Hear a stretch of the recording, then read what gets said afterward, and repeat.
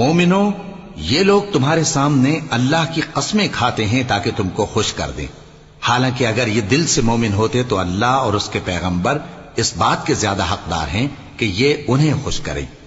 کیا ان لوگوں کو معلوم نہیں کہ جو شخص اللہ اور اس کے رسول سے مقابلہ کرتا ہے تو اس کے لیے جہنم کی آگ تیار ہے جس میں وہ ہمیشہ جلتا رہے گا؟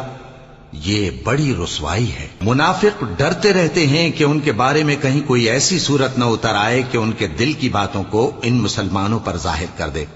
کہہ دو کہ ہنسی کیے جاؤ، جس بات سے تم ڈرتے ہو اللہ اس کو ضرور ظاہر کر دے گا، اور اگر تم ان سے اس بارے میں دریافت کرو تو کہیں گے کہ ہم تو یوں ہی بات چیت اور دل لگی کرتے تھے۔